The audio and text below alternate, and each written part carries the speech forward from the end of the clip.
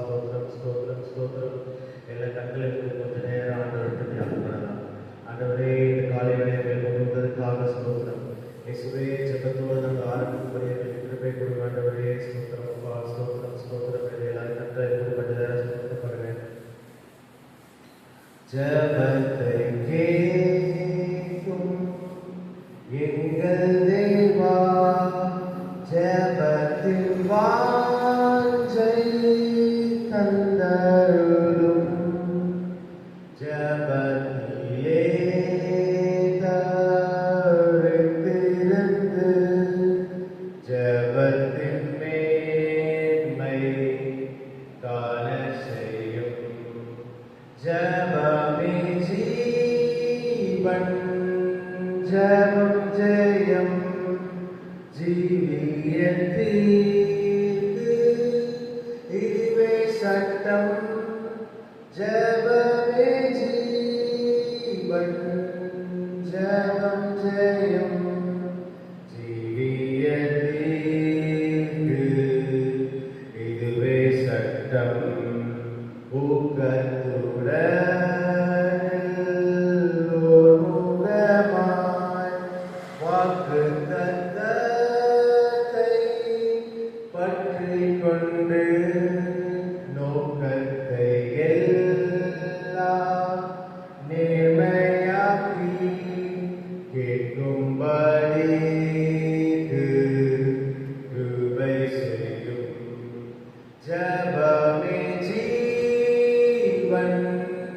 ஜெபம் ஜெயம், ஜீவியத்தீர்க்கு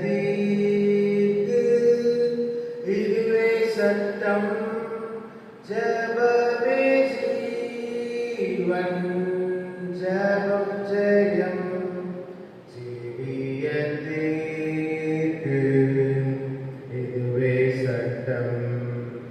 ஆகாத நோக்கம் சிந்தனையை அகற்றும் எங்கள் நெஞ்சை விட்டு வாகானதாகும்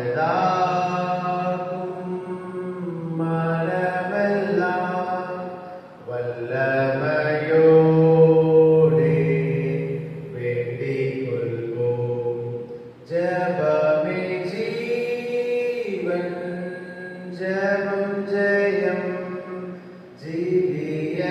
ஜீவியத்தீர்க்கு இதுவே சட்டம். ஜெபமே ஜீவன், ஜெபம் ஜெயம், ஜீவியத்தீர்க்கு இதுவே சட்டம். இடைவிடாமல் ஜெபம் செய்ய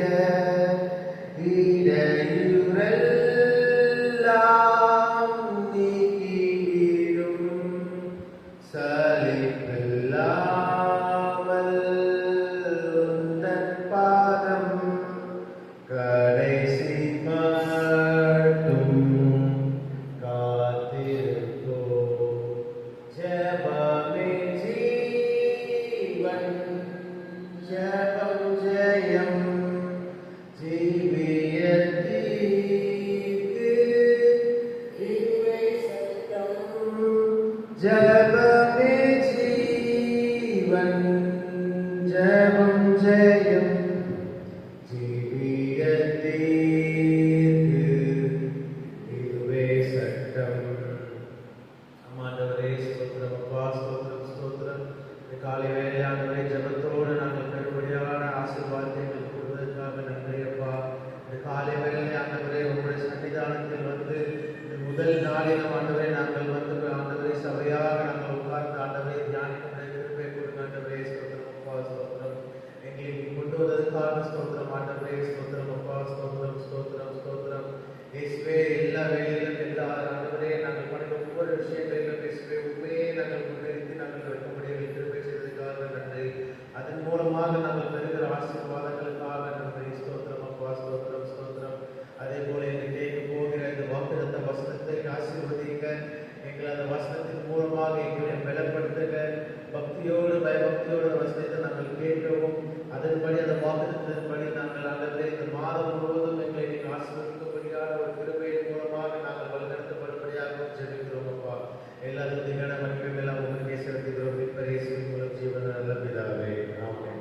அல்லேலூயா, அல்லேலூயா.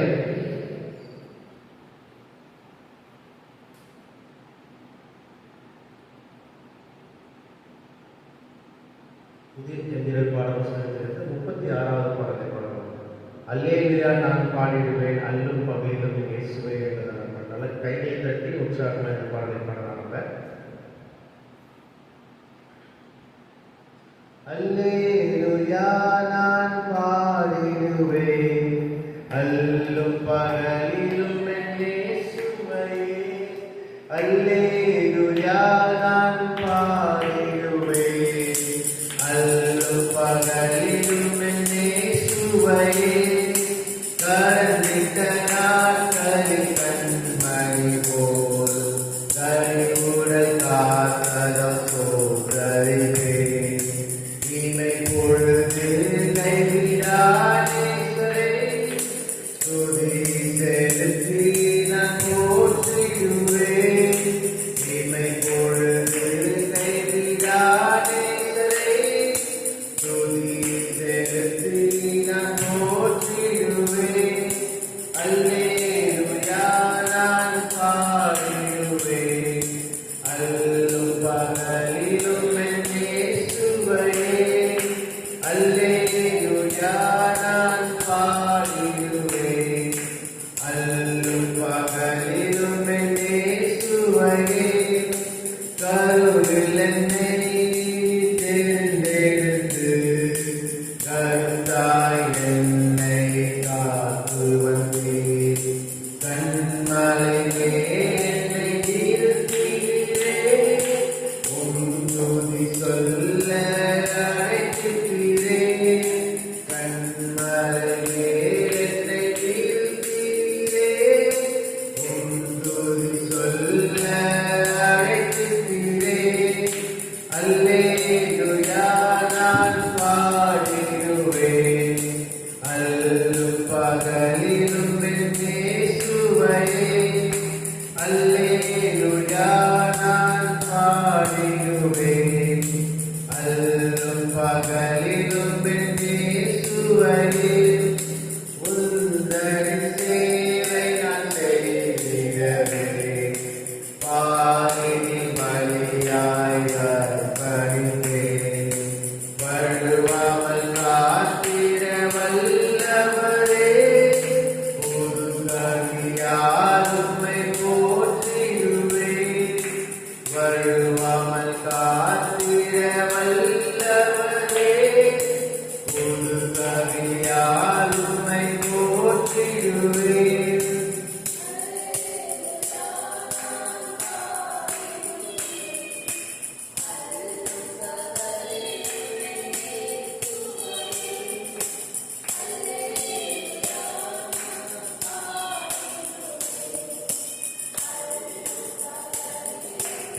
இயேசுவையே உம்மை எல்லால் பாருலகில் தஞ்சம் எனக்காருமில்லை.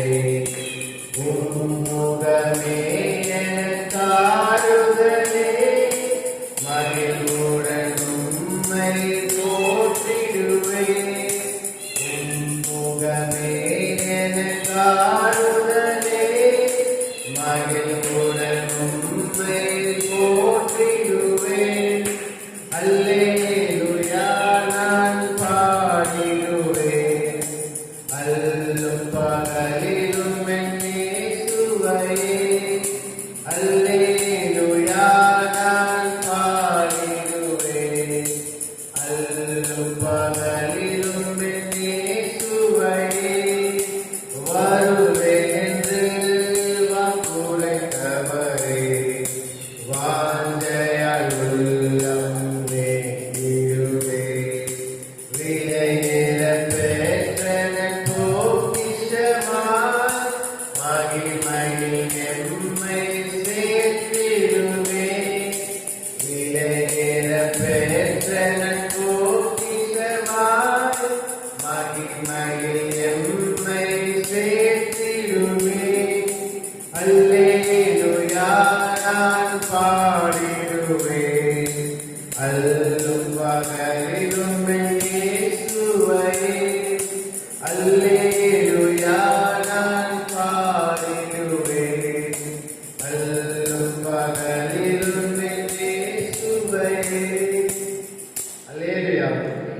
22வது பாடலை பாடும். காலங்கள் கடந்திட நாட்களும் நெருங்குதே, கர்த்தர் நம் இயேசுவே விரைவுடன் வந்திடுவார் என்பதான பாடல்.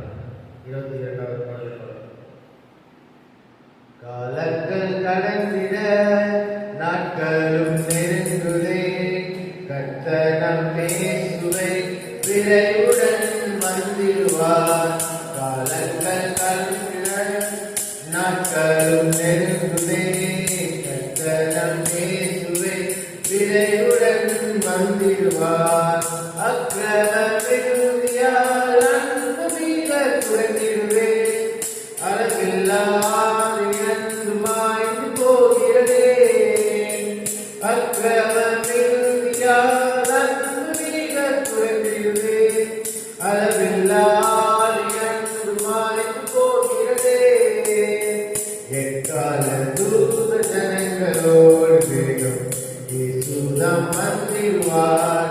எக்கால தூத ஜனங்களோடு வேகம் இயேசுதாம் வந்திடுவார்.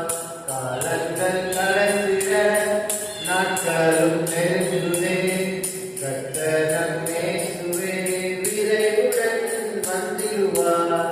காலங்கள் கடந்திட நாட்களும் கர்த்தர் நம் இயேசுவே விரைவுடன் வந்திடுவார். விசுவாசம் பூமியில் வேகமற்று போகிறதே, விசுவாச துரோகமெங்குமே வெளிப்படுதே. விசுவாசம் பூமியில் வேகமற்று போகிறதே, விசுவாச துரோகமெங்குமே வெளிப்படுதே.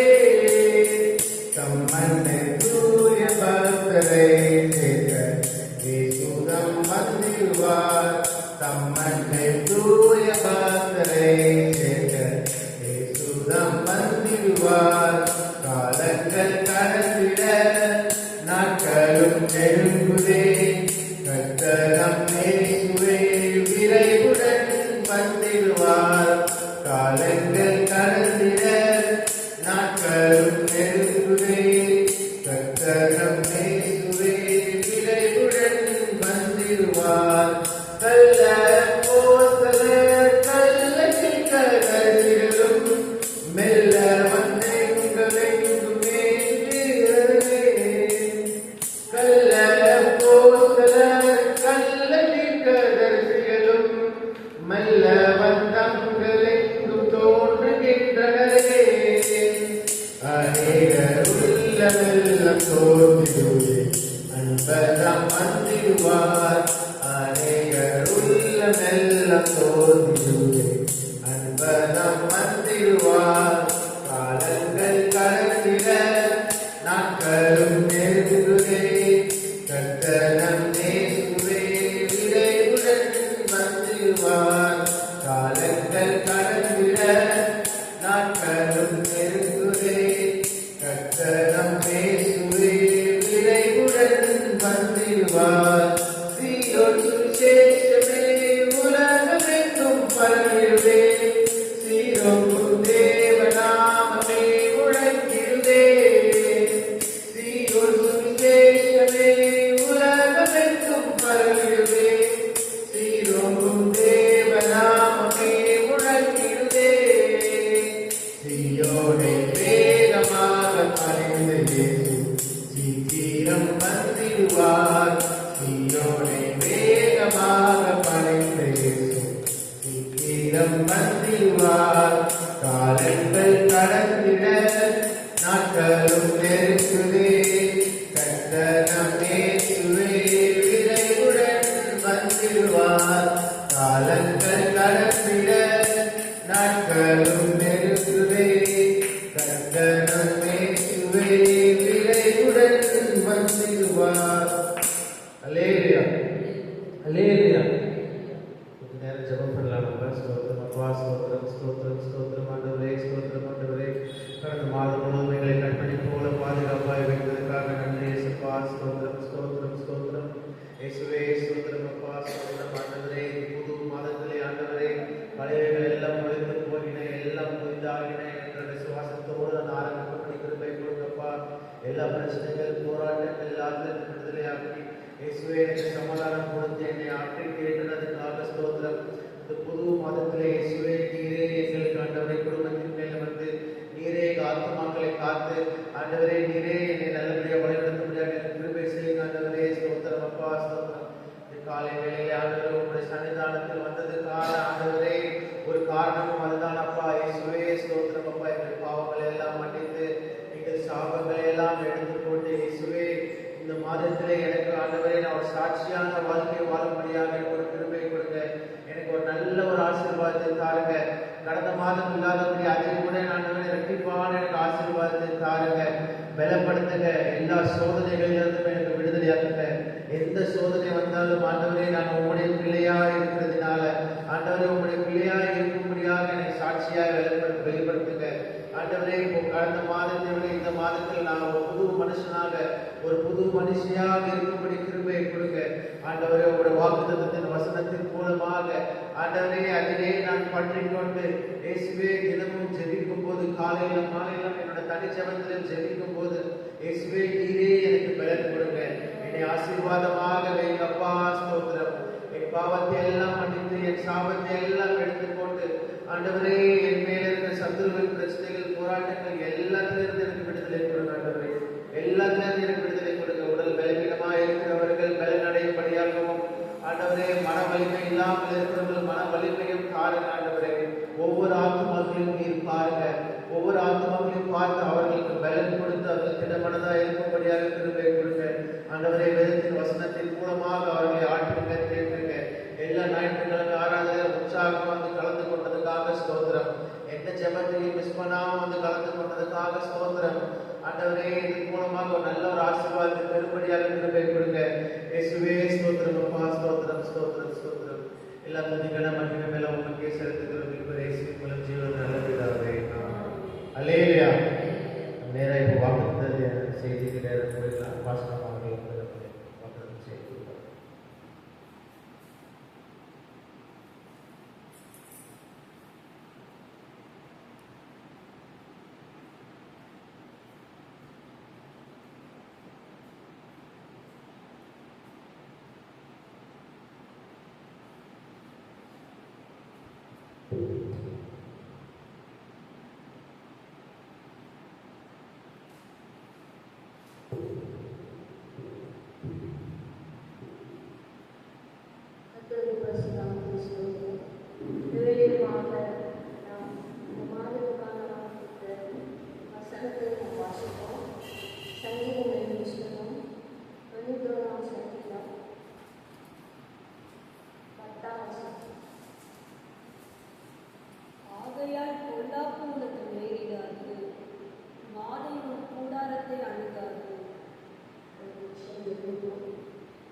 ஸ்தோத்திரமானவரே நன்றியோடு துதிக்கிறப்பா. இந்த புதிய மாதத்துக்காக ஆண்டவரே வசனத்தை கொடுத்ததற்காக ஸ்தோத்திரம். இந்த மாதம் முழுவதும் ஆண்டவரே இந்த வாக்கியப்படியாக எங்களை நடத்தும். உங்களுடைய நாமத்தை மகிமைப்படுத்தும். உங்களுடைய கிருபை உங்களுடைய பிரசன்னம் எங்களோடு வரோடு இருக்கிறது. இயேசு கிறிஸ்து மூலம் வேண்டுகிறோம் பிதாவே. கர்த்தருடைய பரிசுத்த நாமத்தை ஸ்தோத்திரம். ஆண்டவருடைய சமூகத்தில் இந்த மாதத்துக்கான வாக்கு கொடுத்ததுக்காக கேட்கும்போது கர்த்தர் இந்த வசனத்தை எனக்கு கொடுத்தார்.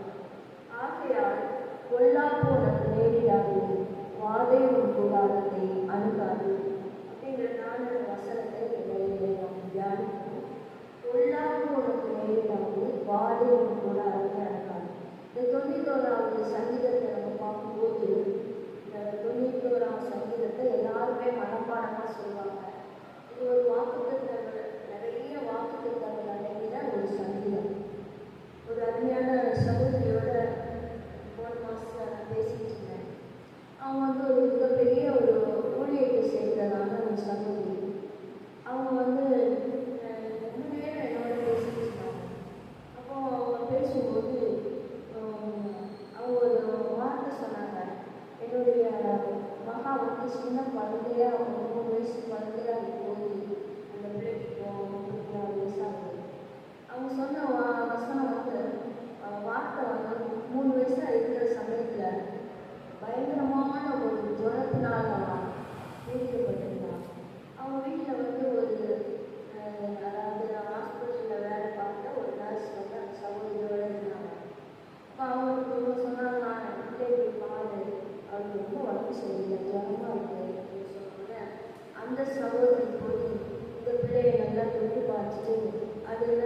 எடுத்துக்கலாமோ பண்ணி பார்த்து சொல்லிச்சான். பயங்கரமான சொல்லும் சொல்லிட்டு வந்து அழுதுச்சான். வீட்டில் அழுதவொடனே என்னது ஏன் மாதிரி அழுத அப்படின்னு கேட்டவொடனே இந்த ஃபீவர் வந்து பிரெயின் வேடிச்சு, கண்ணெல்லாம் சோப்பாயிடுச்சு அப்படின்னு சொல்லிட்டு அது ரொம்ப அழ ஆரம்பிச்சிச்சான். சரி நீ போ அப்படின்னு சொல்லிட்டு அந்த ரூமை விட்டு அனுப்பிட்டு இந்த சகோதரி அந்த ரூமுக்குள்ள போய் அந்த குழந்தைய எடுத்து மடியில் வச்சுட்டு ஆண்டவரை நோக்கி ஜெபம் பண்ணாங்க. அப்போ அந்த சகோதரி வீட்டில் வேறு யாரும் இல்லை, ஹஸ்பண்ட்லாம் இல்லை. அப்படி அந்த நேரத்தில் இல்லைன்னு நினைக்கிறேன். உடனே அவங்க வந்து ரொம்ப அழுது ஜெயிச்சிருக்காங்க. ஆண்டவரே என்ன இது, இந்த பிள்ளைக்கு எனக்கு என்ன செய்வேன் அப்படின்னு சொல்லி ஜெபம் பண்ணும்போது ஆண்டவர் சொன்னாங்க, இந்த 91 சங்கீதத்தை 7 தடவை சொல்லு அப்படின்னா. உடனே எனக்கு இந்த பழக்கம் நல்லா கிடையாது. 7 தடவை 9 தடவை அப்படின்னு சொல்றது இதெல்லாம் நான் செய்வது கிடையாது. ஆனால் அந்த சகோதரி சொன்னதை நான் உங்களுக்கு சொன்னேன். 7 தடவை சொல்லியிருந்தாங்க. உடனே அப்படி ஒரு வருஷம் வார்த்தை எனக்கு கிடைச்ச உடனே நான் ஜெபிக்க ஆரம்பித்தேன். ஆண்டவரே இந்த வசனம் ஃபுல்லாக 91 சங்கீதம் ஃபுல்லாக எனக்கு மனப்பாடமாக தெரியும்னு சொல்லி அவங்க 7 தடவை அந்த சங்கீதத்தை சொல்ல ஆரம்பித்தாங்க. அந்த பிள்ளைய மடியில் போய் அப்போது நான் 5 தடவை சொல்லிட்டேன், ஒன்றுமே நடக்கலை. 6வது தடவை சொன்னேன், ஒன்றும் நடக்கலை. அந்த ஃபீவர் அப்படியே நீட்டிட்டு அதுக்கு பிறகு எனக்கு ஒரு சோர்வே வந்துச்சு. அதுக்கு பிறகு 7வது தடவை நான் சொல்லும்போது எனக்கே ஒரு அதிர்ச்சியாக இருந்தது. அந்த ஃபீவர் வந்து தலையிலேருந்து அப்படியே இறங்கி இறங்கி இறங்கி இறங்கி ஃபுல்லாக சோமாயிடுச்சு அப்படின்னு சொல்லி அந்த சகோதரி சொன்னாங்க. அதுக்கு பிறகு உடனே எழுந்திரிச்சு விளையாட ஆரம்பிச்சிட்டா. நான் கதவை திறந்துட்டு போய் வெளியில் இருக்கிறதான அந்த பொண்ணை கூப்பிட்டேன், எனக்கு வந்து பாரு என் பிள்ளைய, அவள் எப்படி இருக்கான்னு சொல்லு அப்படின்னு சொல்லி சொன்னேன். உடனே அவன் வந்து பார்த்துட்டு என்ன நடந்துச்சு, நீ குழந்தைக்கு என்ன நடந்துச்சுன்னு சொல்லி ரொம்ப ஆச்சரியப்பட்டாங்க அப்படின்னு சொல்லி என்கிட்ட அவங்க சொன்னாங்க. அதாவது நான் வந்து ஏன் உங்கள்கிட்ட சொல்கிறேன்னு சொன்னால், இந்த சங்கீதத்தில் ஆண்டவர் நிறைய வாக்குத்தத்தங்களை கொடுத்துருக்கிறத பார்க்கிறோம். அந்த வசனத்தில் ஒவ்வொரு வார்த்தைகளிலும் அநேக விசுவாசித்து அநேக விதமான காரியங்களை அவர்கள் சொல்லி செழிச்சு இந்த 91 சங்கீதம் வந்து ஒரு விசேஷமான சங்கீதம் அப்படின்னு சொல்லி அநேக சொல்லுறதை நம்ம பார்க்கணும். நானும் என்னுடைய வாழ்க்கையிலலாம் இது மாதிரி அனுபவங்களை நான் அனுபவிச்சிருக்கேன். ஆண்டவருடைய சமூகத்தில் உட்கார்ந்து ஜெபம் பண்ணி எத்தனையோ வியாதிகள் எத்தனையோ போராட்டங்கள் கர்த்தர் அற்புதமான விடுதலை எல்லாம் கொடுத்துருக்கேன். ஆனால் இந்த மாதிரி சொல்வது அதெல்லாம் எனக்கு தெரியாது, நான் செய்வது கிடையாது. ஆனால் இந்த வசனத்தில் நீங்கள் பார்க்கும்போது பொல்லாப்பு உனக்கு நேரிடாது, வாதை உன் கூடாரத்தை அணுகாது அப்படின்னு சொல்லி ஆண்டவர் இந்த வசனத்தை சொல்லியிருக்கிறத நம்ம பார்க்கணும். பொல்லாப்பு அப்படின்னு சொன்னால் நிறைய பொல்லாப்புகள் வளர்ந்து இருக்குது. பிசாசு மூலமாக கூட அநேக பொல்லாத வேலைகளை செய்கிறதெல்லாம் நம்ம பார்க்கணும். இப்படி பொல்லாப்பு செய்கிற பொல்லாப்பு, பிசாசை வச்சு வேலை செய்கிற பொல்லாப்பு, இதெல்லாம் நிறைந்த உலகத்தில் தான் தேவனுடைய பிள்ளைகளாகிய நாம் வாழ்ந்து கொண்டிருக்கிறோம். ஆண்டவர் சொல்றார், பொல்லாப்பு என்ன வாதை ஒரு கூடாரத்தை அருகாலும் சொல்லுங்க. வாதைன்னு சொன்னோடனே நம்ம எல்லாருக்கும் ஒன்று ஞாபகம் வரும். எகிப்து தேசத்தில் இஸ்ரவேல் பெண்கள் இருக்கும்போது ஆண்டவர் சொல்றார், எனக்கு ஆராதனை செய்ய என் ஜனத்தை போகும் அப்படின்னு சொல்லி நீ போய் பார்வனுக்கு சொல்லுன்னு சொல்லி மோசையோட சொல்லுவோம். அப்படி சொல்லும்போது மோசை போய் பார்வனுக்கு சொல்லும்போது பார்வன் வந்து அவன் இருதயத்தை கடினப்படுத்தி கொண்டு எத்தனையோ முறை மோசையிட்ட உடமாட்டேன்னு சொல்லி, அதனால எகிப்து தேசத்தை கர்த்தர் வாதையினால அதிகாரிப்பாங்க. அநேக 10 வாதங்கள் எகிப்துல வந்துச்சுருப்பாங்க. அப்போ சில நேரத்தில் சில காரியங்கள் அந்த 10 வாதங்கள் அப்படிங்கும்போது பாருங்க, பேர் வருது, கவலை வருது, வண்டு வருது, கொள்ளை நோய் வருது, இதெல்லாம் உலகத்தில் இருக்கிறதான ஒவ்வொரு காரியம். இவைகள் எல்லாம் வீட்டுக்குள்ள வந்து அவங்களை ரொம்ப தொல்லை பண்ணிச்சு அப்படின்னு பார்ப்போம். உடனே அவங்க என்ன செய்யறாங்க, அவங்க எதிர்த்து தேசமே அழிச்சு போகிற அளவுக்கு உபத்திரம். அந்த நேரத்தில்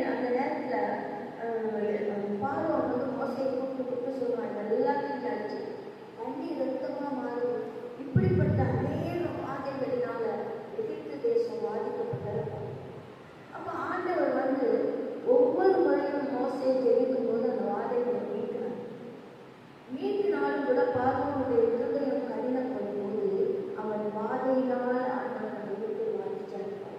இந்த இடத்துல பாருங்க, பொல்லாப்பு உனக்கு நேரிடாது, வாதை உன் கூடாரத்தை அணுகாதுன்னு சொல்லி அவருடைய பிள்ளைகளாகிய நமக்கு தேவன் வாக்கு பண்ணார். அந்த எகிப்து தேசத்துல கூட ஆண்டவர் ஒரு வித்தியாசத்தை உண்டாக்குறார். எகிப்தியருக்கும் அந்த இஸ்ரவேலருக்கும் ஒரு வித்தியாசத்தை உண்டாக்குறார். எகிப்தியருக்கு வந்த ஒரு சில வாதைகள் தான் இஸ்ரவேலருக்கு வந்து சரி, மிச்சம் இருக்கிற வாதைகள் எல்லாம் இஸ்ரவேல் புத்திரருக்கு வராதபடி ஆண்டவர் பாதுகாக்கிறார். அதை எகிப்தியர் பார்க்கிறாங்க. அவங்க கூட சந்தோஷமா இருக்கு, நம்ம தானே இந்த வாதையினால வாதிக்கப்படுறோம்னு சொல்லி அவங்க பார்த்தார்கள். இப்படி எகிப்தியருக்கும் இஸ்ரவேலருக்கும் தேவன் ஒரு வித்தியாசத்தை உண்டாக்குறார். கடைசி வாதையில பார்வோனுடைய தலைப்பிள்ளையிலிருந்து எகிப்து தேசத்துல ஒரு பயங்கரமான ஒரு மரணம், எல்லா வீட்டுக்குள்ளையும் தலைப்பிள்ளை மறைத்து போனது பார்க்கணும். இப்படிப்பட்ட ஒரு வாதை, அந்த வாதையை இஸ்ரவேல் புத்திரரை அணுகாத படித்து அவங்க வீட்டுல எல்லாம் ஆண்டவர் நிலைக்காலத்துல ரத்தம் பூச சொல்றாங்க. நீங்க பஸ்காவை ஆசைங்க, நீங்க ரத்தம் பூசுங்க, உங்க வீட்டுக்குள்ள அந்த வாதை வராதுன்னு சொல்லி. அதுபோல அவர்கள் எல்லாரும் வீட்டின் நிலைக்கால்கள்ல ரத்தம் பூசி அவங்க அந்த வீட்டுக்குள்ள இருந்து கர்த்தரை ஆராதிக்கிறாங்க. அவங்க பஸ்காவை ஆசரிக்கிறாங்க. இஸ்ரவேல் புத்திரருடைய ஒரு வீட்டுல கூட அந்த வாதையானது. இப்படி ஆண்டவர் இஸ்ரவேல் புத்திரரையும் எகிப்தியரையும் வேறு பிரித்தார். இந்த நாட்களிலும் கூட பாருங்க, தேவனுடைய பிள்ளைகளாகினா இஸ்ரவேலர் அல்ல, நாம் புறஜாதிகள் தான். ஆனாலும் கூட நம்மை இயேசு கிறிஸ்துவின் இரத்தத்தினால மீட்கிறார். அதனால நமக்கும் இயேசு கிறிஸ்துவுக்கும் ஒரு ஐக்கியம். நம்ம தேவனுடைய பிள்ளைகள் என்று அழைக்கப்படுவோம். அவர்களை காட்டிலும் மேலான ஒரு ஸ்லாக்கியத்தை தேவன் நமக்கு கொடுத்திருக்கிறார். அவருடைய பிள்ளைகள் நாம் ஆட்டுக்குட்டியானுடைய ரத்தத்தினால மீட்கப்பட்ட தேவனுடைய பிள்ளைகள். நம்மை பார்த்து ஆண்டவர் சொன்னார், பொல்லாப்பு அணுகாதீர்கள், வாதை ஒரு கூடாரத்தை அணுகாதீர்கள் சொன்னார். உங்க வீட்டுக்குள்ள பொல்லாப்பு வராது, வாதை ஒரு கூடாரத்தை அணுகாதீர்கள் சொன்னார். அப்ப ஏன் எங்க வாழ்க்கையில எவ்வளவு பிரச்சனை, ஏன் இவ்வளவு நோய், ஏன் இவ்வளவு கஷ்டம் அப்படின்னு சொல்லி நம்ம நினைக்கலாம். அதுக்கு முந்தின வசனத்தை பாருங்க. எல்லா வாக்குத்தத்த வசனத்துக்கும் ஒரு, அதாவது நம்ம ஒன்றாம் தேதிக்குள்ள வாக்குத்தத்த வசனங்கள் எடுப்போம். அதுக்கு ஒரு கட்டளையும் ஒரு வாக்குத்தத்தமும் இருக்கும். தேவனுடைய பிள்ளைகளாய் நம்ம இருந்தாலும் நம்ம வாழ்க்கையில நாம் செய்ய வேண்டிய ஒரு சில காரியங்கள் இருக்கு. நாம் தேவனுடைய பிள்ளைகளாக இருந்தாலும் நாம் ஆண்டவருக்காக நாம் எந்தெந்த காரியங்கள்ல நாம் செய்ய வேண்டும் என்று தேவன் விரும்பினாலும் அவைகளை நாம் செய்யும்போது வாதையும் பாருங்க. முந்தின வசனத்தை பார்க்கிறோம், எனக்கு அடைக்கலமாய் இருக்கிற உன்னதமான கர்த்தரை உனக்கு தாவரமாக கொண்டால் ஆகையால் சொன்னார். எனக்கு அடைக்கலமாய் இருக்கிற கர்த்தரை உனக்கு தாவரமாக கொண்டார். அப்படின்னா என்ன அர்த்தம்? ஆண்டவரை குறித்து தாவீது நிறைய சங்கீதங்களை சொல்றார். தேவன் நமக்கு அடைக்கலமும் கடலும் ஆபத்து காலத்தில் அனுகூலமான துணையுமாய் இருக்கிறான்னு சொல்றார். அப்போ நம்ம ஆண்டவர் நமக்கு அடைக்கலம், எல்லா சூழ்நிலையிலும் அவர் தான் நமக்கு கோட்டை அப்படின்னு சொல்லி அவர் என் கண்மலை கோட்டை நிறைய வசனங்களை சொல்றார். அதெல்லாம் எதுன்னு சொன்னா நம்ம பாதுகாக்கக்கூடிய சூழ்நிலை நம்மை ஆண்டவர் அவருடைய சொத்தைக்குள்ள மறைச்சி பாதுகாக்கிறார். ஏன் அப்படியெல்லாம் அவர் செய்தார் சொன்னா, இந்த உலகம் தீமையா நிறைந்திருக்கிறது. உலகத்தில் அநேக விதமான பொல்லாப்பு செய்கிற மக்கள் தீமையான காரியங்களும் நிறைந்திருக்கிறது. உலகம் பிசாசு. அதனால அவருடைய பிள்ளைகளை அவர் அடைக்கலமாக அவர் சட்டைக்குள்ள மறைச்சி காக்கிறார். தேவன் நம்மை சட்டைக்குள்ள மறைத்து காக்கும் போது பாருங்க, அந்த இடத்துல சொல்லியிருக்கு, அடைக்கலமாக இருக்கிற உன்னதமான அவருடைய தேவன் பாருங்க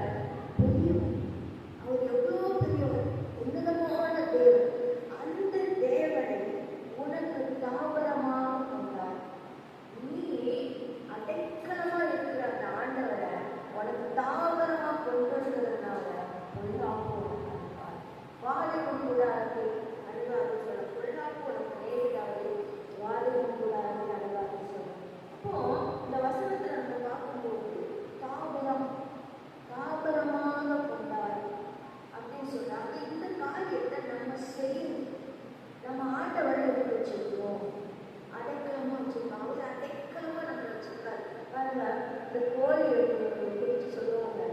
கோழி என்ன செய்யும், அந்த குஞ்சுகளை அப்படியே செத்தைக்குள்ள மறைச்சு வச்சுக்கணும். கோழி இருக்கிறது தான் தெரியும், இந்த குஞ்சு இருக்கிறது யாருக்குமே தெரியும். அப்படியே அந்த குஞ்சுகள் எல்லாம் அதனுடைய செத்தைக்குள்ள அப்படியே பத்திரமா இருக்கும். எல்லாம் யாரும் பார்த்தாங்கன்னா கோழியை மட்டும்தான் பார்ப்பாங்க, குஞ்சு பார்ப்பாங்க.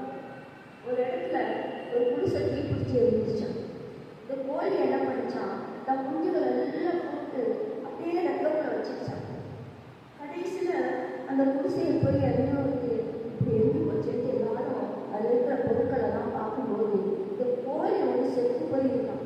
அதை பார்க்கும்போது அந்த கோழி எப்படின்னா உள்ளுக்கு இருக்கிற குஞ்செல்லாம் ஜீவனோடு இருந்துச்சு. தான் உயிர் போனால் கூட அந்த குஞ்சுகள் அது வெளியே விடவே இல்லை. அப்படி பாதுகாப்புச்சுன்னு சொல்லுவாங்க. அந்த அளவுக்கு ரெக்கைக்குள்ள வச்சு அது பாதுகாக்கும். அது பாருங்க, இந்த கோழி வளர்க்குறதுன்னா தெரியும்.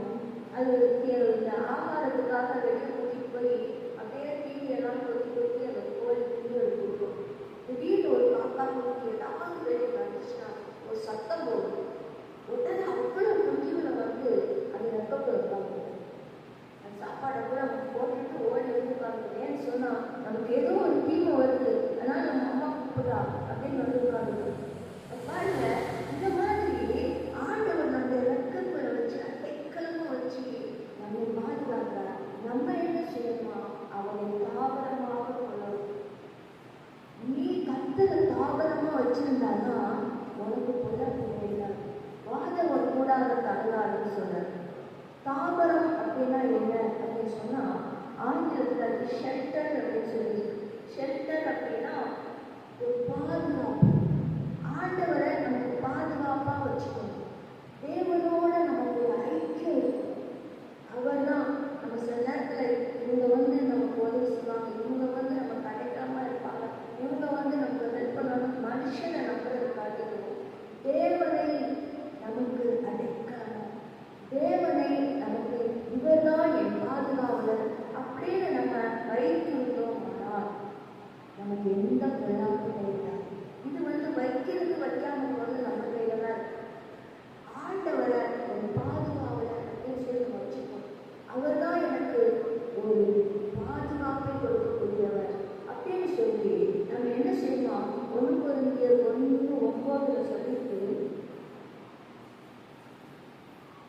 1 Corinthians 1:9 வாசிப்பாங்க.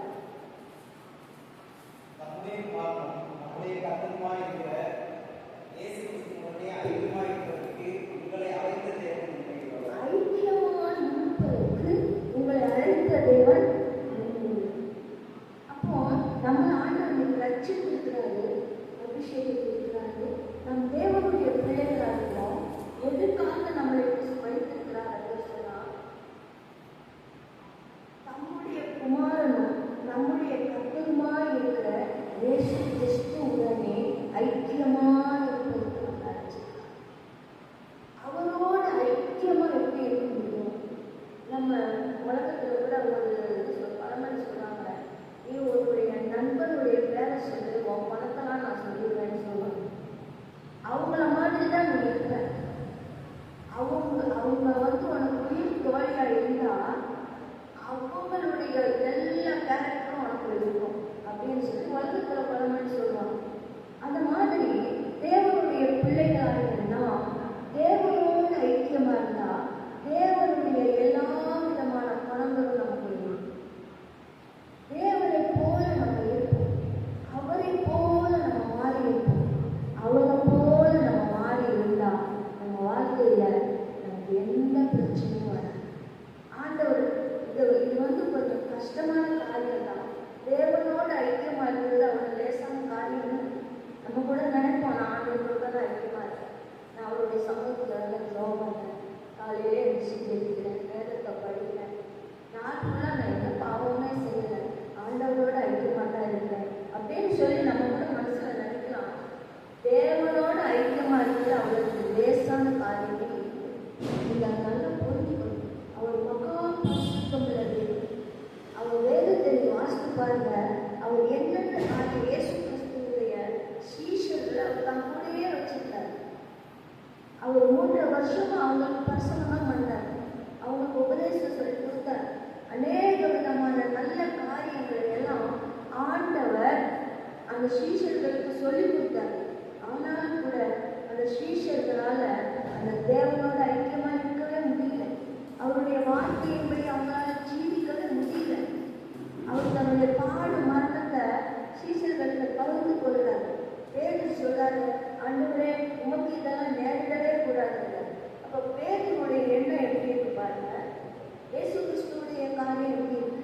இயேசு இந்த உலகத்துக்கு எனக்கு வந்தாருன்னு சொல்லியே சீஷர்களுக்கு கடைசி வரைக்கும் புரியவே இல்லை. அவங்க சொல்றாங்க, ஆண்டவரே இதெல்லாம் உமக்கு நேரிடக்கூடாது, இந்த மாதிரிலாம் ஒன்றும் உங்க உலகத்தை நடக்கும். அவர் கூடையே வச்சு பிரசனம் பண்றாரு, கூடையே கூட்டிட்டு போறாரு. அவங்க தங்க குடும்பம் பார்க்குற எல்லாத்தையும் விட்டுட்டு இயேசுவோடையே இருந்தாங்க. ஆனால் அவர்களுக்கு கூட அவரை புரிந்து கொள்ள முடியும். இயேசு கிறிஸ்துவை புரிந்து கொள்வதும் அவரோட ஐக்கியமாக இருப்பதும் அவ்வளவு லேசான காரியம் அல்ல. இயேசு கிறிஸ்து தன்னுடைய சீஷர்களுக்கு தன்னுடைய உயிர்த்தெழுதலை குறித்து சொன்னார், தன்னுடைய பாடுமரணத்தை குறித்து சொன்னார். நான் 3ஆம் நாள் உயிர்த்தெழுவேன்னு திட்டவட்டமாக சீஷர்களுக்கு மட்டும்தான் சொன்னார். மற்றவங்களுக்கெல்லாம் மற்ற எல்லா பிரசங்கமும் பண்ணாரு. தம்மோடு இந்த சீஷர்களுக்கு சொல்றாரு, நான் 3ஆம் நாள் உயிர்த்தெழுவேன் அப்படின்னு சொல்லி. இந்த காரியத்தை அந்த வேத பாரம்பரியெல்லாம் கூட புரிஞ்சுருந்தாங்க. சீஷர்கள் புரியல. அவங்க சொல்றாங்க, இவரை அடக்கம் பண்ணிட்டு பிலாத்துக்கிட்ட போய் சொல்றாங்க, நம்ம அடக்கம் பண்ணிட்டு வந்துட்டோம். அவர் ஏற்கனவே சொல்லியிருக்காரு, நான் 3ஆம் நாள்ல உயிர்த்தெழுவேன். சீஷர்கள் அவருக்கு தரவா தூக்கிட்டு போயிட்டு அதுக்கு பிறகு சொல்லுவாங்க, அவர் உயிர்த்தெழுந்தான்னு சொல்லுவாங்க. ஆனால் முந்தின எட்டை பார்த்தும் பிந்தனை எடுத்து கொடுத்தா இருக்கும் அப்படின்னு சொல்லி வேத பார்வை பரிசை எப்படி சொல்றாங்க. அவங்களுக்கு கூட புரிஞ்சிருச்சு, இவர் 3ஆம் நாள் உயிர்த்தெழுந்தது அப்படின்னு சொல்றாங்க. ஆனா இந்த சீஷர்கள் பாருங்க, பயந்து போய் ஒரு ரூம்குள்ள போய் தன்னை பூட்டி கொண்டு உட்கார்ந்துட்டு இருக்கிறாங்க. ஒருத்தர் கூட இயேசு கிறிஸ்து அடக்கம் பண்ண இடத்துக்கு வந்தாங்கன்னு சொல்லிட்டு வேதத்தில் ஸ்திரீகள் தான் வராங்க. அவர் எங்க அடக்கம் பண்ணாங்க, என்ன பண்ணாங்கன்னு பார்க்குறது. யோசேப்பு அவர் அவருடைய சரீரத்தை பிலாத்துக்கிட்ட கேட்டு அடக்கம் பண்ணினாலும் பார்க்கணும். இயேசு கிறிஸ்து சொன்ன வார்த்தைகள் சீஷர்களுக்குள்ளாக போகல. அவங்க கூடயே இருந்தாலும் கூட அவர்களால் அதை விசுவாசிக்க முடியாத அளவுக்கு போராட்டத்துக்குள்ளாக இருந்தார். கடைசியில் இயேசு சொன்னபடியே 3ஆவது நாள் அவர் மகிமையான ரூபத்தோட மரித்தோரின் முதல் பேரால் அவர் உயிர்த்தெழுந்தார். மகிமையான சரீரத்தோட இயேசு கல்லறையிலிருந்து வெளியே வந்துச்சு. அவர் வெளியே போய் சீஷர்களுக்கு சொல்றாரு. அவர் பூட்டின வீட்டுக்குள்ள போறாரு. சீஷர்களால் அவரை நம்பவே முடியல. இது யாரு? அந்த நேரத்தில் கோபம் இல்லை. அவர் சொல்றாரு, அவர் கையை பார்த்து காயங்கள்ல கையை போட்டால் ஒழிய நான் நம்ப மாட்டேங்கிறேன். இயேசுவோடு இருந்தவர்களுக்கே இயேசு கிறிஸ்துவை அறிந்து கொள்வது அவ்வளவு கஷ்டமா இருக்கும். இருக்கும்போது இடத்துல பாருங்க, அவரோடு ஐக்கியமா இருக்கிறது நம்மை அழைத்த தேவன் உள்ளது சொன்னார். நாம் தேவனோடு ஐக்கியமா இருக்கணும்னு சொன்னார். அது ஒரு கஷ்டமான காரியம். அதற்காகத்தான் பரிசுத்த ஆவியானவர் இயேசு கிறிஸ்துவோட அவர் நம்ம பரிசுத்த ஆவியானவர்னா இயேசு கிறிஸ்துவோட நம்ம ஐக்கியப்படும். நம்ம ஆவிக்குள்ளாக செபிக்கும் போது தான் தேவனோட நம்ம ஐக்கியமா இருக்கணும். அந்த ஐக்கியம் ஒரு வித்தியாசமான அளவு. இந்த உலகத்துல அநேக பிரச்சனைகள் இருக்கு, அநேக போராட்டங்கள் இருக்கு, அநேக கஷ்டங்கள் இருக்கு, வியாதிகள் இருக்கு. இப்படியெல்லாம் நிறைந்த இந்த உலகத்துல தான் தேவனுடைய பிள்ளைகளாக நாம் பார்த்து கொண்டிருக்கிறோம். அப்படி இருக்கும்போது நாம் தேவனோட எப்படி ஐக்கியமா இருப்பது?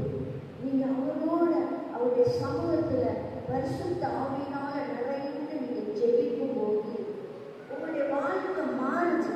இந்த வித்தியாசமான ஒரு அனுபவத்துக்குள்ளாக நான் போறோம். இது அனுபவிச்சு பார்த்தா தான் தெரியும். நம்ம ஆவியில நிரம்பி சில பிரச்சனைக்காக கூட ஜோபம், ஆவியில நிரம்பி சில போராட்டங்களுக்காக ஜோபம், நல்ல ஆவியில நிரம்பி பிசாச கட்டி ஜோபம். ஆவியில நிரம்பும் போது பேய் பிசாசுகள் ஓடி போயிடும்.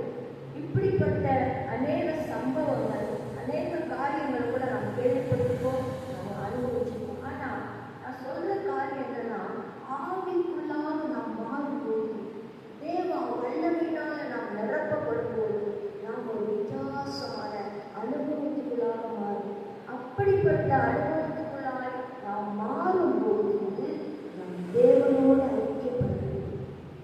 அவரோடு ஐக்கியமாக இருப்பதற்கு தேவன் நம்மை அழைக்கிறார். அந்த நேரத்தில் நம்முடைய காரியங்களை அல்ல, அவருடைய பாரத்தை நம்ம புரிந்து கொள்ள முடியும்.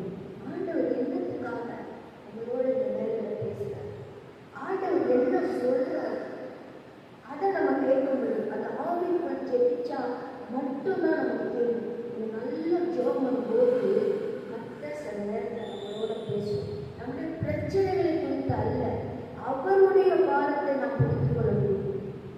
அப்படி ஆண்டவருடைய பாரத்தை நாம் புரிந்து எதையும் சொல்லுவது நினைக்கிறீங்களா? அதுதான் இயேசு கிறிஸ்து இந்த உலகத்தில் வந்து ஜீவனை பற்றி இருக்கிறார். ஆனால் இந்த மக்கள் பாருங்க ஒன்றும் மறந்துருக்க மாட்டேங்கிறாங்க. ஆத்மாக்கள் அழிஞ்சு போறாங்க. இந்த மக்கள் மறந்துடும்படியா, நம்முடைய சாயலின்படி உருவாக்கப்பட்ட இந்த ஆத்மாக்கள் ரட்சிக்கப்படும்படியாக இயேசு உலகத்துக்கு ஒரு ஜீவனை கொடுத்திருக்கிறார். அவர் உலகத்துக்கு எவ்வளவு பாராட்டு, அவர் உலகத்துக்கு அவர் இன்னைக்கும் பிதாவின் வலது பாசத்திலிருந்து நமக்காக பரிந்து பேசிக் கொண்டிருக்கிறார். பார்ப்போம் நாம் எப்படி இருக்கிறோம், அவருடைய அன்பை பிடிச்சிருக்கிறோமா? சில நேரத்தில் லேச சொல்லிடுறோம், ஆண்டவர் என்னை நேசிக்கவே இல்லை, ஆண்டவர் என்னை கண்டுக்கவே இல்லை, அதனால தான் எனக்கு இவ்வளோ கஷ்டம், அதனால தானே நான் இவ்வளோ போராட்டத்துக்கு இருக்கிறேன், அவர் பார்த்துக்கிட்டு தானே இருக்கிறாரு, எனக்கு ஏன் உதவி செய்யக்கூடாது அப்படின்லாம் நினைக்கிறேன். ஆண்டவர் அதை புரிஞ்சுக்கிறோம்.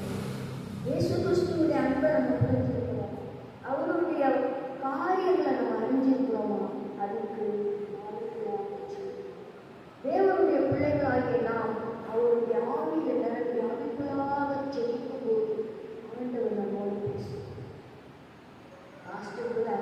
கடைசி நேரத்தில் அவங்க நேற்று தினத்தில் கூட ஒரு சகோதரியோட பேசிட்டு இருந்தாங்க. வந்து ஃபோன் பண்ணாங்க, வந்து பேசிட்டு இருக்காங்க சொன்னாங்க.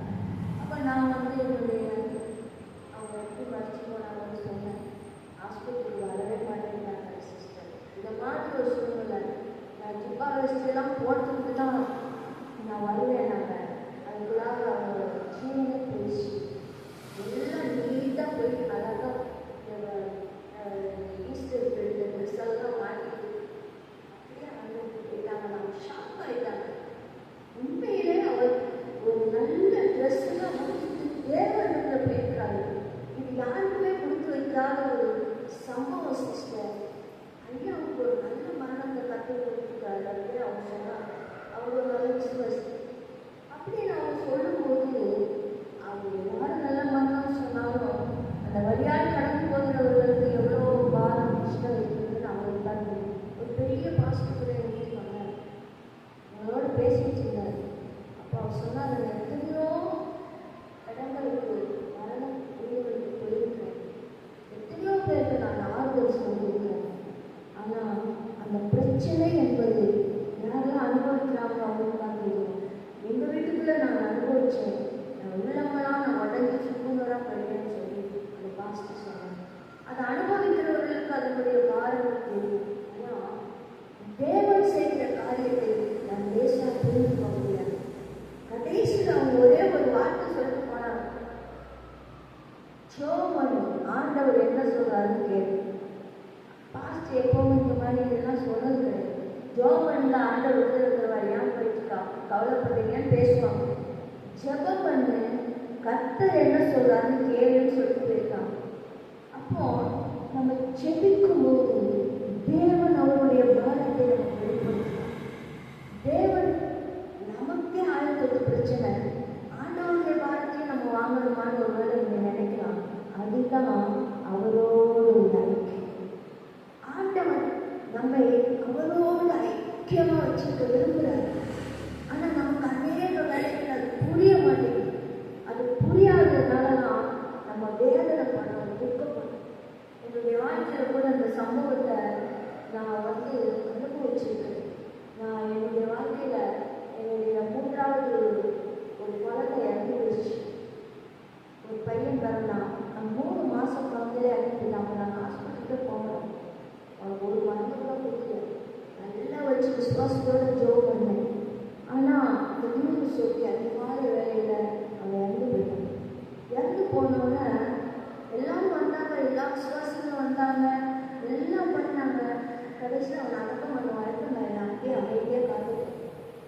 எல்லாரும் ஆச்சரியப்பட்டாங்க.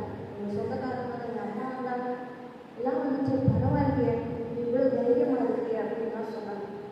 ஆண்டவருடைய சமூகத்துக்கு போன எல்லாம் அதெல்லாம் பிடிச்சிட்டு எல்லாரும் போய் ஆண்டவருடைய சமூகத்துக்கு ரொம்ப அழுத்தி ஜோம் பண்ணேன். அப்போது நான் ஜெபித்து கொண்டு இருக்கும்போது ஆண்டவர் வந்து என்னோட பேசினார். நல்லா ஆண்டவர் ஜோம் பண்ணிட்டேன். கத்த சொன்னார், ஏன் அழுகிறாங்க? அப்போ வந்து நான் சொன்னேன், ஏன் அழுகிறான்னு கேட்குறேன். என் பிள்ளைகளை வச்சுட்டு போயிடுறேன். நான் எவ்வளோ விசுவாசத்தோடு வச்சுருந்தேன். ஒரு மருந்து கூட கொடுக்காம நீ சொந்தமாகணும்னு சொல்லி இவ்வளோ விசுவாசத்தோட நம்பிக்கையோடு வச்சு ஜோம் பண்ணிட்டு இருந்தேன். நீ இப்போ எடுத்துட்டு போயிட்டு இப்போ வந்து ஏன் அழுகிறான்னு கேட்குறேன்னு சொல்லிட்டு ஆண்டவர் நான் பேசுகிறேன்.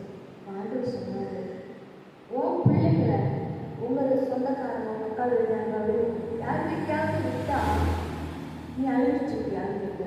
இப்போ நான் சொன்னேன், எனக்கு ஆக மாட்டேன். அவங்க வீட்டில் அவங்க பார்த்துப்பாங்க. அவங்க வீட்டில் அவங்களுக்கு குழந்தை வளர்ந்து நான் ஏன் போய் அழுகிறேன் அப்படின்னு இப்படி என் தேவனோட நான் பேசிட்டு. அப்போ அவர் சொன்னார், உன் பிள்ளை என் வீட்டில் வளர்றான் ஏன் அழுகிறாங்க? வந்து எனக்கு உடனே அந்த நிமிஷத்தில் உன்னோட புள்ள இருந்த எல்லா துக்கமும் போயிடுச்சு. அது எப்படி போச்சுன்னே தெரியல. அவ்வளோ துக்கத்தை ஆண்டவர் எடுத்து போட்டாரு. நான் யோசித்தேன், ஆண்டவருக்கும் நமக்கு இவ்வளவு ரிலேஷன்ஷிப் இருக்கா? ஆண்டவரோட இவ்வளவு ஐக்கியம் எனக்கு இருக்கா? அவர் என்னுடைய சொந்தக்காரர் மாதிரி பேசுகிறாரு. என் கூட என் வீட்டுக்குள்ளே இருக்கிற ஒருத்தர் மாதிரி என்னோட பேசுகிறாரு அப்படின்னு சொல்லி அந்த வேலையை நினைச்ச ஆண்டவர் இன்னுமே நான் மாட்டேன். நீ எப்படி பார்த்துக்கிறேன்னு சொல்லியிருக்கிறேன். நான் ஆரம்பிச்சு அந்த நாள் இன்னைக்கு வரைக்கும் அந்த துக்கத்தை கத்தர் என் உள்ளத்தில் எடுத்துட்டேன். இது என்னுடைய அனுபவம். ஏன்னு சொன்னால் தேவனோட ஐக்கியம். அவர் நம்முடைய சொந்தக்காரர். அவர் யாரும் அல்ல, எங்கோ இருக்கிற ஒரு ஆண்டவர் இல்லை. அவரை பார்த்துட்டு நம்ம ஜெபம் பண்ணுறதுக்கு அவர் நம்மோடு இருக்கார். நம்ம வீட்டுக்குள்ள இருக்கார். தாவரம், நம்முடைய குடும்பம், நம்முடைய வீடு, அதுக்குள்ள நம்முடைய ஆண்டவர் இருக்கார். அப்படிங்கிற ஒரு ஐக்கியம் நமக்கும் ஆண்டவருக்கும் இருக்கும். எந்த பொருளாதாரம் நம்ம அணுகாது. வாதை நம்முடைய கூடாரத்தை ஏன்னு சொன்னால் அவர் நம்ம கூட இருக்கிறார். அந்த நிலைக்காலில் ரத்தம் பூசின வீட்டுக்குள்ள அந்த சங்கார குருதனால் போக முடியும். அந்த மாதிரி நம்ம வாழ்க்கையில இயேசுவின் ரத்தத்தால் மீட்கப்பட்டு அவரோட ஐக்கியமாக இருக்கிற தேவனுடைய பிள்ளைகளாகிய நம்ம வாழ்க்கையில எந்த பிரச்சனையும் வராதபடி அவர் நம்மை பாதுகாப்பார். இந்த மாதத்துல தேவன் நமக்கு கொடுக்கிற வாக்கு தத்துவம் பொல்லாப்பு நமக்கு நேரிடாது, வாதையும் கூடாது அழகாக சொல்லியிருக்கிறார். நம்ம இந்த விசுவாசத்து தேவனோட நம்முடைய ஐக்கியத்தை ஸ்திரப்படுத்தி அந்த நம்முடைய சமூகத்தில் விட்டு எவ்வளவோ தூரமாக போயிடலாம். அந்த நேரம் பிரச்சனையை தான் நினச்சிட்டு இருக்கேன், என் கஷ்டத்தை தான் நினச்சிட்டு இருக்கேன். இதிலிருந்து விடுதலை தருகிற உண்மை என் வீட்டுக்குள்ள நான் வச்சுக்கிறேன். இதனால நீ துக்கத்தோடு வேதத்தில் கூட ஒரு வசனம் சொல்லியிருக்கு, பரிசுத்தாவி துக்கப்படுத்தாதுன்னு சொல்லி. அப்போ நம்ம ஆவியில் நிரம்பி ஜெபம் பண்ணா கூட அந்த ஆவியானவர் நமக்குள்ள அநேக நேரத்தில் துக்கப்படுறாரு. அவர் துக்கப்பட்டு தான் அந்நிய பாஷை பேசிக்கிட்டே இருக்கிறாங்க. இப்படி இருக்கக்கூடாது. தேவனை நாம் சந்தோஷப்படுத்துகிறவங்களா இருக்கோம். நம்முடைய ஆவிக்குள் நாம் ஜெபிக்கும் போது நம்முடைய ஆண்டவர் நம்மோட சந்தோஷமா இருக்கும். அப்படிப்பட்ட ஒரு அனுபவத்துக்கு நமக்குள்ள இருக்கிற அசுத்தமான காரியங்கள், தீமையான காரியங்கள், வேண்டாத பாவ காரியங்கள், வேதனைகள், துக்கங்கள், முறுமுறுப்புகள் எல்லாத்தையும் அகற்றி இயேசுவோடு ஐக்கியமாக இருக்கும். அவருடைய காரியங்களை புரிஞ்சு ஆண்டவருடைய அன்பை புரிஞ்சுக்கிறோம். அப்படி நம்முடைய வாழ்க்கையை நாம் கடத்துவோமானால் எந்த பொருளாதாரம் நம்ம நடக்காது. வாதம் நம்மை கூட இருக்காங்க. மாசத்தில் தேவனுக்கு வாக்கு பண்ணியிருக்கிறார். பொருளாதாரம் இருந்தாலும் வாதையும் இல்லாது நடக்காது. காரணம் என்ன? அடைக்கலமான தேவன், உன்னதமான தேவன் உனக்கு தாபரமாக கொண்டிருக்கிறார். நாம் அவரை தாபரமாக வைத்துக் கொள்வோம். நிச்சயமாக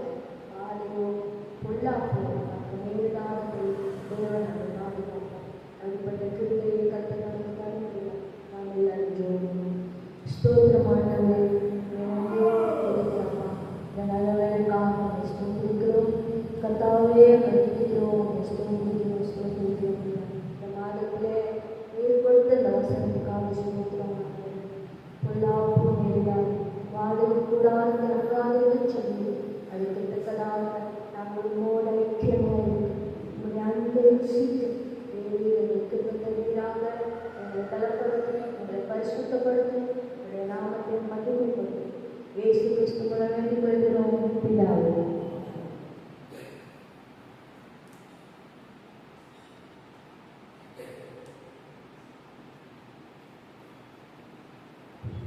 அல்லேலூயா. கர்த்தர் கொடுத்த அந்த வாக்குத்தத்தத்துக்காக ஸ்தோத்திரப்படுவோம். எனக்காக யாவும் செய்து முடித்து இயேசு நீரிருக்க பயமே இல்லை. எல்லாவற்றையும் எல்லாவற்றாலும் நிரப்பும் நீரிருக்க பயமே இல்லை. எனக்காக யாவும் செய்து முடிக்கும் இயேசு நீரிருக்க பயமே இல்லை. எல்லாவற்றையும் எல்லாவற்றாலும் நிரப்பும் நீரிருக்க பயமே இல்லை. உங்கள் கைகள் குறுகவில்லை, உம்மால் கூடாத எதுவும் இல்லை. உங்கள் கைகள் குறுகவில்லை, உம்மால் கூடாத எதுவும் இல்லை. உம்மால் கூடாத எதுவும் இல்லை. உம்மால் கூடாத எதுவும் இல்லை. அல்லேலூயா. மத்தியில் இருக்கிற பிரதர் எபிரேசர் வந்து நம்மளுக்கு ஆசீர்வாதம்.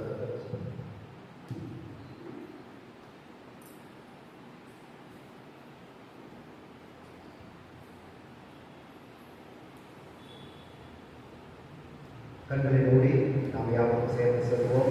என் ஆத்மாவே கர்த்தரை ஸ்தோத்திரி, என் முழு உள்ளமே பரிசுத்த நாமத்தை ஸ்தோத்திரி. என் ஆத்மாவே கர்த்தரை ஸ்தோத்திரி, கர்த்தர் செய்த சகல பாவங்களை மறவாதே. ஆமென்.